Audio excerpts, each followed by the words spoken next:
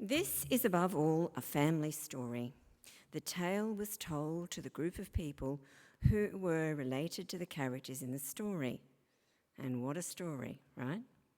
Who would have thought things would go that way? Here's a little more Bible text in comparison. These are the descendants of Ishmael, Abram's son, whom Hagar the Egyptian, Sarah's slave girl, born to Abram.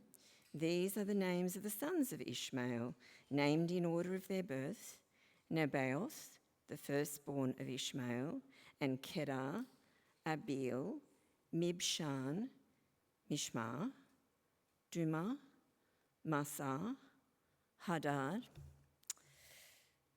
Hard to hold in the mind, probably hard to remember.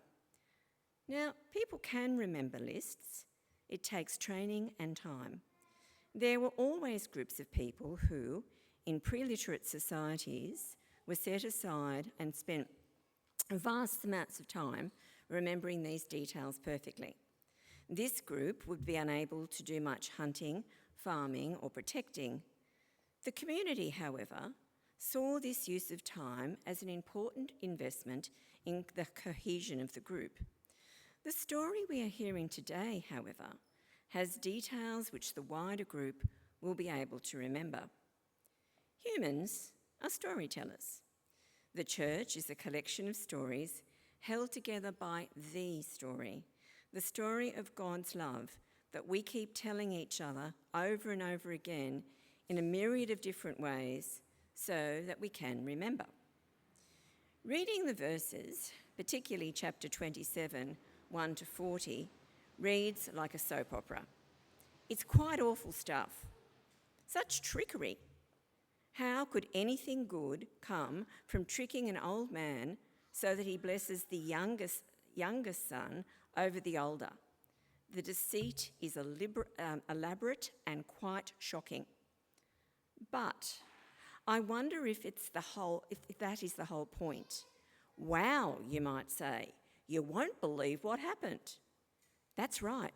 You might be amazed, but the very juiciness of this tale makes it certain that you remember it. At this point in history, the people were trying to make a nation. They had found God and needed their people to stick together. Stories are the best way to ensure this. No one could read, but round the fire, stories that bring this group together would have been told to ensure group cohesion. There would have been the need to see connection between them all and an understanding of the importance of God's word among them. We tell similar stories today. When we visit our grandparents and aunts and uncles, we are likely to hear tales of a family history, where our family comes from and how we fit into our community. I can remember being at my grandmother's kitchen table and hearing tales a little like the list above. To my mother, "You remember Auntie Beryl? Well, her brother's daughter, Susan, her husband, Mike," and at this point I'd drift off.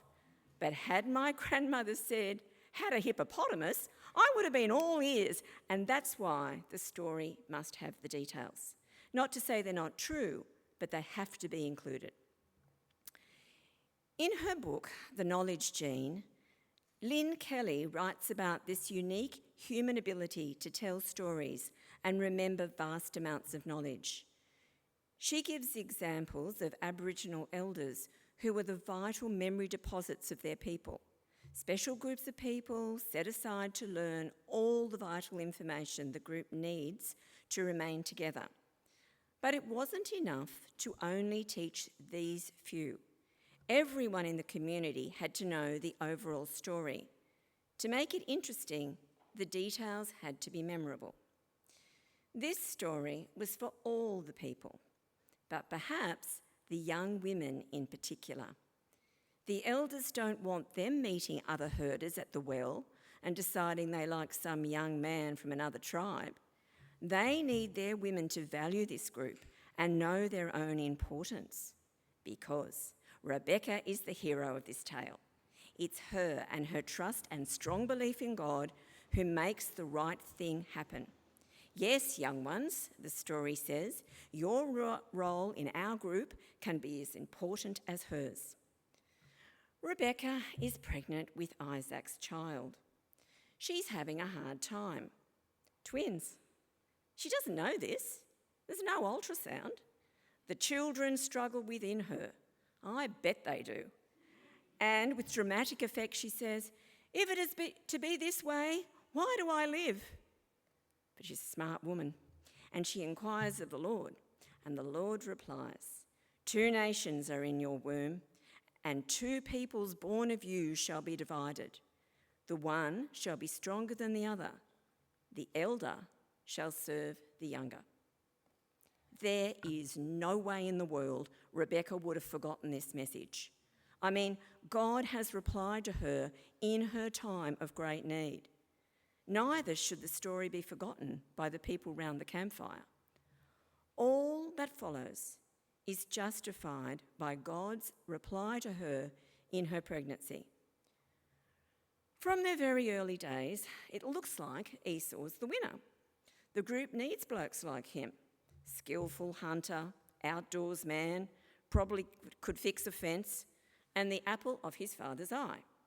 Note again the details.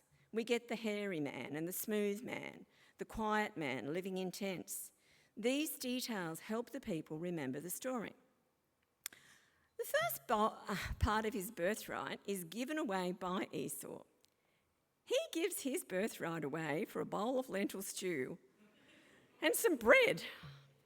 This underlines what a hothead he is. This shows the people that Esau is not leadership material. In this story, the natural order is turned over. Isaac loves Esau. He is his firstborn son and a man of the land. Rebecca loves Jacob. He's well-behaved, domesticated. The tricky turnover happens when Rebecca overhears Isaac tell Esau to take your quiver and your bow and hunt game for me. Rebecca hears this and tells Jacob what to do. This is an elaborate trick. The goats, the skins, the food Rebecca prepares, and note that Jacob hesitates only over getting caught. Rebecca says she'll take any curse that is made if Jacob is found out. This is a high-stakes enterprise. Curses are real. She's a woman about to trick her husband. Rebecca could be put aside, and that could mean death. But she remembers God's words, and that spurs her on to help Jacob obtain Isaac's blessing. So, what was and is the message? Listen to God, as Rebecca did, and that God, as we like to say, is God, and we are not. His decisions might surprise us. God seems to be showing us yet again that our God is not like other gods. Primogeniture,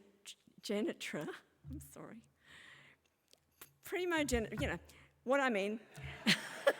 The principle where the eldest inherits the entire estate was practiced by other people in the area. Our God is saying in this story that the essence of a person is seen by him and that God is choosing the leader because of what God sees. Does it ever seem to you that these Genesis stories, God is speaking more directly to the people? God is telling Rebecca what happened in this story. Last week, God was speaking directly to Abraham. God tells Noah to build an ark. God is telling people many things, but most importantly, the people listen. In these times, listening to God seems much more difficult. Mostly, I think it's because in our world, the volume is up to the max. We have to make a real effort to stop and hear the voice of God. My Lenten practice is to quieten down the noise so that I can hear the voice of God in my life. I'm finding this hard, but worthwhile, to listen for that still, small voice. Despite the loud leaders in today's world, many people who become leaders who you would never expect, And these leaders are people from all backgrounds who make the differences we need. As the anthropologist Margaret Mead says, never doubt that a small group of thoughtful, committed citizens can change the world. Indeed, it's the only thing that ever has. God is still working in the world today, and when we find that voice, we will do best to hold on to that knowledge because we need the hope that that knowledge brings.